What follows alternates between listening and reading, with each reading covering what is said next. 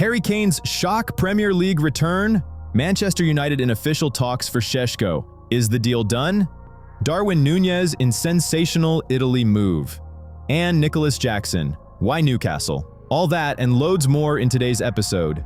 But before we get into it, as always, don't forget to give this video a big thumbs up. Ready? Let's jump into the latest transfer rumors. Manchester United have finally picked their man. Forget the endless shortlists and the uncertainty. Benjamin Šeško from RB Leipzig is now top of the pile. And most importantly, the club is already in talks about the terms of the deal. It looks like the striker saga that's been tormenting Red Devils fans for years is finally coming to an end. Yeah, of course, Newcastle are still lurking in the background, keeping an eye on the Slovenian. But according to the latest info, Šeško himself would much rather move to Old Trafford. Initial talks with Leipzig have already happened, and the 22-year-old striker really does seem to be United's #1 priority, assuming the club finally decides to pull the trigger on a new forward. And why wouldn't they? If not Šeško, then who? They've also had chats with the player's reps, and it was immediately clear, even though United are desperate to get him, financially, this deal is going to be tricky, to say the least. But more on that later. What's really interesting is that the man behind United's current interest in Šeško is none other than Christopher Vivell, the club's current director of recruitment. He's widely credited with scouting Šeško for Red Bull Salzburg when the kid was just 16. So this isn't just a fleeting interest sparked by a couple of good games or a let's just give it a go punt. United have been watching him for years, and you've got to assume they know what they're doing. Although United's main focus this window has been on selling players, they've done a deep dive on a whole range of strikers. But here's the problem. The prices and deal structures for many of them were just too high at this stage. But with Šeško, even though he's more expensive overall than, say, Ollie Watkins, there's a chance to agree a better payment structure with Leipzig. Plus, Benjamin has a sort of gentleman's agreement with the club. Leipzig won't stand in his way if the right offer comes in. Now let's break down what Šeško would bring to Old Trafford. His goal record isn't exactly insane. 39 goals in 87 games for Leipzig since he joined 2 years ago. But lads, this isn't Haaland. His goal return is more modest, yes. But Šeško is a rare breed of striker with a physical profile that's strikingly similar to Haaland. At 6 feet 4 inches, he's just as tall and crucially just as quick. His size allows him to play as a classic focal point, a proper target man who can hold up the ball, bring teammates into play, and be a target for long balls, crosses, and set pieces. And, like Haaland, he combines that physical power with explosive pace. And trust me, that's worth its weight in gold. By choosing Šeško, Manchester United are continuing their strategy of injecting more pace into their attack this summer. We've already seen them sign Bryan Mbeumo, so the game plan is crystal clear. United are showing they want to invest in players with massive potential, guys who haven't hit their peak yet, not veterans on their last legs. And that is absolutely the right approach, if you ask me. Lads, don't leave this video without giving it a reaction. It really helps the channel.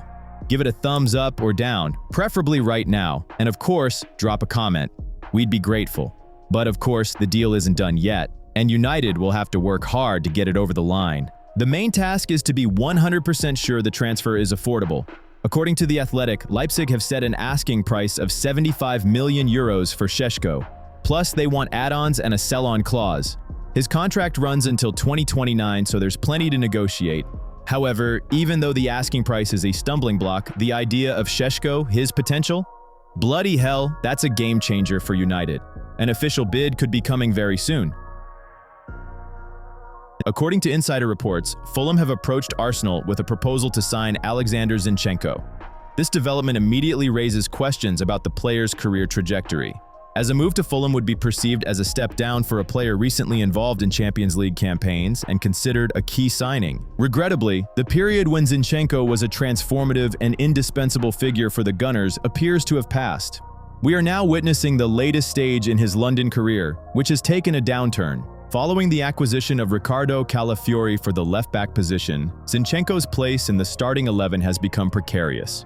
While Mikel Arteta experimented with him in a midfield role during the latter stages of last season, the high level of competition, including Declan Rice, made it difficult for him to secure a regular spot. Furthermore, Arsenal's defensive unit is now well stocked. Consequently, Arsenal are now receptive to offers for the player. The 28-year-old, for whom they paid £30 million, is now reportedly available for a fee in the region of £15 million. While this represents a significant loss on their initial investment, it is a pragmatic approach given the circumstances. With less than a year remaining on his contract, ZINCHENKO could depart for free next summer. Negotiations with the player's representatives have been underway since early June. However, for Fulham, acquiring a new left-back is not currently their highest priority. Their interest is likely contingent on the potential departure of Anthony Robinson. Should he remain, the financial viability of signing ZINCHENKO on his considerable salary becomes questionable. His wages are reported to be £200,000 per week, a figure that makes him an unaffordable luxury for a squad role, even at Arsenal. Regarding ZINCHENKO's performance, his 23 appearances across all competitions last season were not a failure, but they lacked the transformative effect of his debut season. His quality in possession remains a clear strength. Defensively, however, his flank was frequently targeted by opposition attacks, particularly with long diagonal passes and counterattacks, highlighting his limitations as a robust defender. Despite his valued presence in the dressing room, a departure seems the most logical outcome for both parties. Arsenal would recoup a fee and reduce their wage bill, while ZINCHENKO would have the opportunity to secure regular first-team football elsewhere. A sale this summer remains a possibility, but as is often the case with players in their final contract year, potential suitors may prefer to wait and acquire him on a free transfer next year. The Darwin Núñez saga looks like it's taking a new twist. The lads from Turin are reportedly sniffing around the Uruguayan, not as a main target, but as a very solid plan B. Why plan B? Because Juve's #1 target is Randal Kolo Muani from PSG, and that deal is going absolutely nowhere. Talks are stuck in a swamp, PSG are demanding a fee that would make your eyes water, and the player himself doesn't seem desperate to stay in Paris. In short, getting a deal done with the Parisians will be tough. So, Juventus aren't about to sit on their hands, and it looks like they're ready to pounce on Darwin. Now, let's be honest about Núñez. Let's face it, he never really clicked at Anfield. That eye-watering €85 million they splashed on him, he hasn't exactly lived up to it. Sure, there were flashes of brilliance, those moments where you thought, here we go, he's about to explode.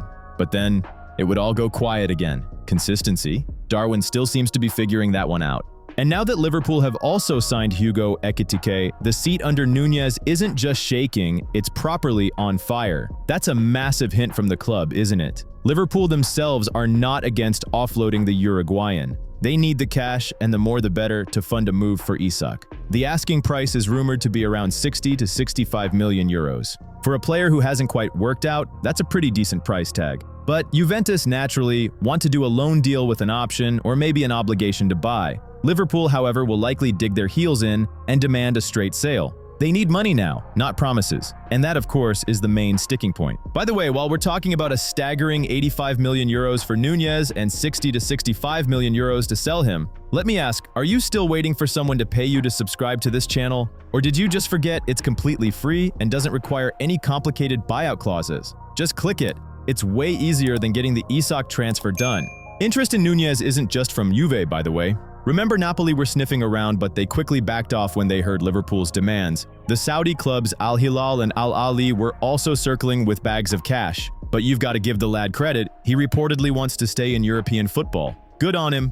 Not everyone is chasing the money like there's no tomorrow. AC Milan and Atletico Madrid were also lurking in the background. So, despite everything, there's still a market for him. Now back to Juventus. They desperately need a new striker. That much is obvious, especially with Dusan Vlahovic's departure looking almost certain. The Serb will likely say goodbye to Turin this summer, and Juve hope to get a decent fee for him. So if they can swap Vlahovic for Núñez and make a tidy profit, that would be a massive win for them. And it seems they've already done their homework. They know his wage demands and all the details of a potential deal. Kolo Muani is still the priority, of course. He's been in Turin before, knows the team, and he's keen to stay. But if the PSG deal falls through, Juventus are ready to switch to Núñez without a moment's hesitation. So here's the situation. Juve need a striker, they have a clear favorite, but also a very workable plan B in Darwin Núñez. Liverpool are keen to sell, and Núñez himself seems to want a change of scenery to prove he's still got it.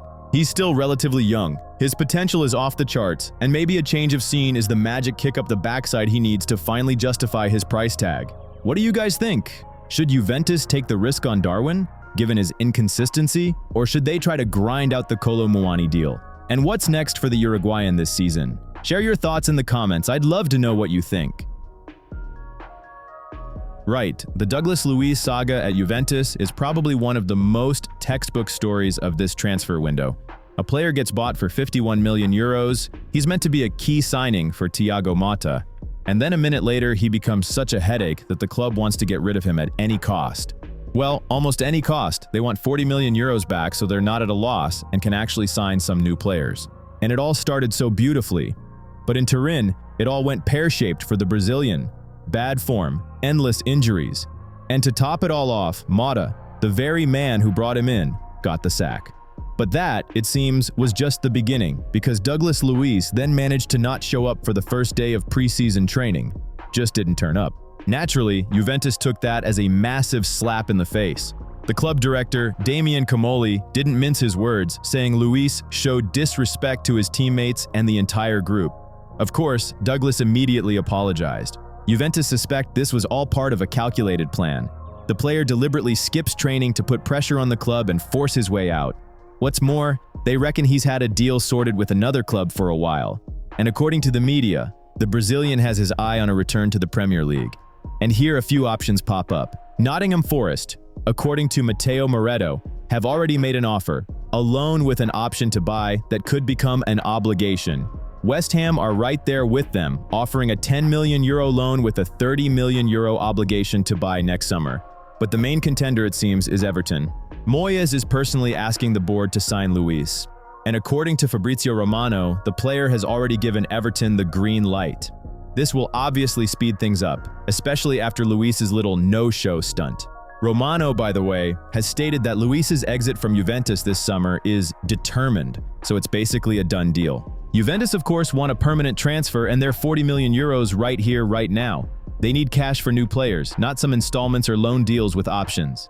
So the Douglas Luiz story isn't just a transfer saga, it's a full-on detective novel with bits of drama and comedy. A player who was supposed to be a star became a liability and then engineered his own exit.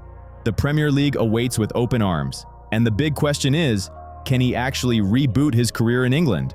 Or will his attitude get the better of him again? What do you guys reckon is the perfect team for him? Pierre-Emerick Aubameyang seems determined to prove that anything is possible in football. The 36-year-old veteran has made a completely unexpected return to Ligue 1, rejoining Olympique Marseille on a 2-year deal. And all this after leaving to conquer Saudi Arabia just a year ago. Just think about it.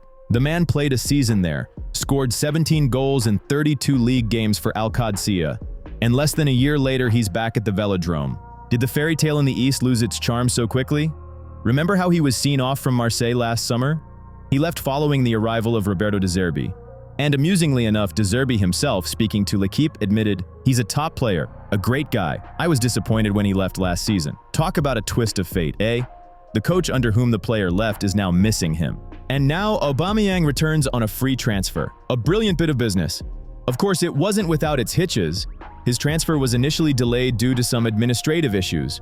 Part and parcel of modern football, right? But thankfully, all those bureaucratic holdups were resolved last week, and the player is now cleared to make his return this Saturday. Judging by the crowd of OM fans that greeted him at the airport, you could say he hasn't just returned, he's come home. And you know what's most interesting? Marseille themselves proudly announced Aubameyang's signing, saying that he runs, he scores, and he smiles. But here's the best part. At 36, he still has the fire to get stadiums on their feet. Above all, he has a deep desire to play, to feel the thrill, to give his all. In Marseille, he found more than a club, he found a stage worthy of his talent. Well, that sounds less like he's here to play football and more like he's here to put on a solo show. For reference, by the way, his market value on Transfermarkt is estimated at just 3.5 million euros. It's no 51 million euros like Luiz, of course. But for a 36-year-old striker who went to Saudi Arabia a year ago and returns as a free agent, why not? It seems Aubameyang really does have unfinished business in Marseille. After all, during his previous stint, he netted 30 goals in all competitions in the 2023-24 season, so the potential is still there. Now the main question is, can the 36-year-old Pierre-Emerick light up the Velodrome as brightly as before? Does he still have that fire the club so poetically talks about? And how will he fit in after a year in a, let's say, less competitive league? What are your thoughts on this? We've got a bombshell report from Xavi Campos. It seems Lionel Messi is setting down serious roots in Miami. Leo is reportedly on the verge of signing a new contract with Inter Miami that will run until 2028. That's 3 additional seasons under the Florida sun. His current deal, as we know, expires at the end of 2025. But by all accounts, Messi isn't just extending his stay, he's committing his future. Just look at the numbers. This year, he has 24 goals and 10 assists in 30 club matches. At 38 years old, Transfermarkt may modestly value him at 18 million euros, but what does that matter when he produces as much as entire teams? 58 goals and 28 assists in 69 games since his arrival in 2023. That's not a player in decline. That's a force of nature. So why the extension? The reasons are quite clear. Firstly, comfort. Leo is clearly enjoying life in the States and his family is settled. Secondly, ambition. He's not just winding down his career, he's hungry for titles with Inter Miami. They won the Supporters' Shield? Great, but they crashed out of the playoffs. Messi is evidently driven by the idea of leading the Beckham and Maz project to ultimate MLS glory. His experience and magic are the key, and crucially, the upcoming tournaments.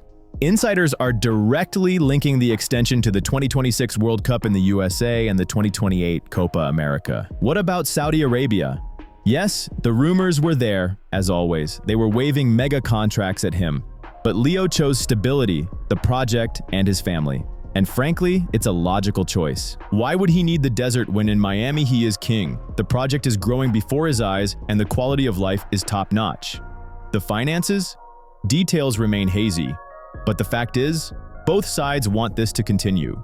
Beckham and Maz are fully aware that Messi isn't just a player, he's the engine of the entire league, a magnet for sponsors and fans. Miami are clinging to him like a lifeline. Were there disagreements over the contract? Reportedly, yes. But it's understood that's all been ironed out now. We're just waiting for the official announcement. Friends, don't leave this video without your reaction, it really helps the channel. Give it a thumbs up or down, preferably right now, and write a comment. We'd be grateful. What does this mean for MLS? It's huge. 3 more seasons of Messi guarantees insane interest, packed stadiums across the league, and an incredible boost for football's popularity in the States. Miami isn't just building a team around him, they're building an empire. And Leo seems ready to lead it to new heights. The bottom line? Until it's signed, we can't be 100% sure, as is always the case. But all signs point to an extension. Messi has found his home in MLS and has no intention of riding off into the sunset. He wants to play, win, and make history until he's 41. And Inter Miami are overjoyed to give him that opportunity. The main question now is, will he have enough time to break all of Pelé's career goal records? But that's a story for another day. So, it seems Newcastle have just had the door slammed in their face by Real Madrid. The Magpies tried to pull a fast one, chucking in a loan offer for Andriy Lunin for a measly 3 million euros. Unsurprisingly, Madrid basically just laughed at them and ended the conversation right there. The message from Los Blancos was crystal clear. Our keeper isn't for sale and he's definitely not going on loan. Full stop. For Newcastle, that's a proper kick in the teeth. The idea itself was brilliant, to be fair. When you're shackled by FFP and every penny counts, grabbing a solid, proven keeper on the cheap is a no-brainer. Lunin looked like the perfect budget-friendly signing to actually challenge Nick Pope for his spot. But Real Madrid are fully aware of the gem they're sitting on. And look, you've got to see it from Madrid's side. Lunin isn't just some plaster to stick over a Courtois injury. He's their future, their long-term insurance plan. When the big Belgian was out, the Ukrainian showed everyone he could step up on the biggest stage, the Champions League included. And to loan him out for a laughable 3 million euros? I mean, seriously? That's just insulting. The Madrid hierarchy sees him as a future pillar of the club, not a temporary fix for another team's problems. On top of that, Lunin himself doesn't seem to be going anywhere. He's just signed a new deal till 2030, is happy to be Courtois' understudy for now, and looks pretty content with his lot. He believes in the project, he's learning from the best and biding his time. Why would he leave? He's at the biggest club on the planet, his moment will arrive. By the way, Manchester United are supposedly keeping tabs on it all, with their own keeper situation being a bit of a mess. But even they know that prying the Ukrainian away from Madrid is pure fantasy right now. United are playing it cool, knowing that if Madrid do talk, it'll be for a massive permanent deal, not a loan. So the Magpies have to scramble for a plan B. Their clever little low-risk plan is dead in the water. Real Madrid aren't letting their man go for anything. and Newcastle's scouts now need to pull a rabbit out of the hat to find someone decent. Let's see who they end up with, but it won't be as good a deal, and it won't be easy. Newcastle are desperate to strengthen their attack, and the name at the center of it all is Chelsea's Nicolas Jackson. Reports are saying that Newcastle have joined the race for the 24-year-old Senegal striker. So why do the Magpies need him so badly? Well, for one, there's the looming possibility that Alexander Isak could leave. And for another, Newcastle want to be playing in Europe every season, especially the Champions League, and to do that, you need a deep squad so you don't fade away at the end of the season, like they have in the past when juggling multiple competitions. There have been a lot of rumors swirling around Jackson. Manchester United, for instance, were in the mix for a while, but Team Talk reports that the Red Devils have now pulled out. That, of course, gives Newcastle a much clearer shot at signing him. The sticking point, however, is the price. Chelsea want a massive £80 million for him. Newcastle value him a little more modestly, at around £65 million. There's a difference there, of course, but it's only £15 million. Believe me, in the world of big transfers, that's not an impossible gap to bridge. Those kinds of figures are often sorted out with bonuses and add-ons that get written into the contracts. If both clubs are serious about a deal, they'll find a way. A quick word on Jackson. Many will point out that he wasn't a huge goal scorer after his move to Chelsea. And that's fair. He's not the kind of player who will guarantee you 20 goals a season, but he is a very useful player to have in the squad. Nicolas has the exact kind of versatility and athleticism that Eddie Howe loves in a player. His high pressing system, Jackson would be a perfect fit for it, seriously. He would add depth and give Newcastle more options up front, which is something they really need right now. And for Chelsea, selling Jackson for that kind of money is just a very smart piece of business. To get back £60 to £80 million for a player who isn't a key starter for them, that's a golden opportunity. It would allow them to raise a lot of money to invest in other parts of the team that Enzo Maresca might see as a higher priority. Chelsea are in the middle of rebuilding their attack.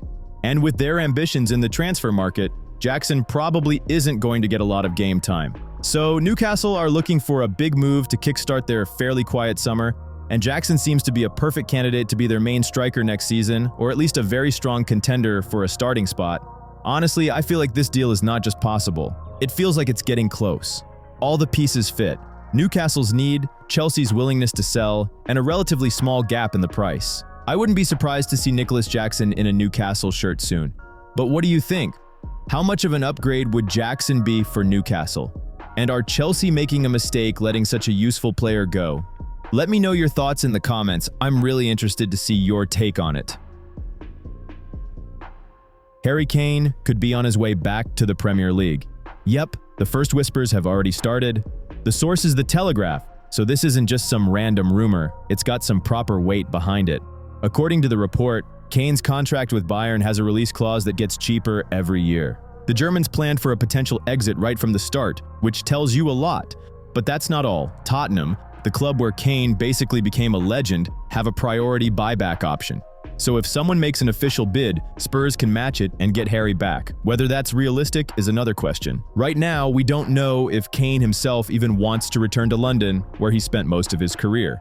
And where, let's be honest, he won absolutely nothing. This has all come up now for a reason. Things are changing at Bayern. New management, new coach, new philosophy. And if they don't win the Champions League in the next 2 seasons, the Kane transfer could be branded a failure. And who wants to keep a star on their books who's already 32 and losing value every single month? Right now, his market value is around 75 million euros, while the transfer itself cost Bayern about 100 million euros. The Germans know how to do business, and if there's a chance to sell him and get most of their money back, they'll take it. Look at the Lewandowski situation. Great striker, fan favorite, but age is the deciding factor. Plus, Kane hasn't had the marketing impact the club expected.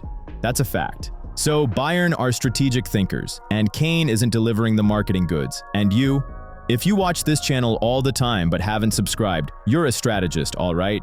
But for me, your marketing effect is currently 0. Help me avoid becoming another Kane in the expectations department. Smash that subscribe button. It's free and way more effective than a 75 million euro transfer. Apart from Spurs, Chelsea and Manchester United have also been in for Kane before. Their interest has cooled now, but if a cut price Kane suddenly becomes available, who knows? With the right discount, everyone might suddenly remember how much they've always wanted a striker like him. So, a question for you lot. Is a 33-year-old Kane for £70 million plus a good deal, or is it too late? Would you rather invest in a younger, less proven striker? Get in the comments, let me know what you reckon. As always, we read all your comments and try to reply.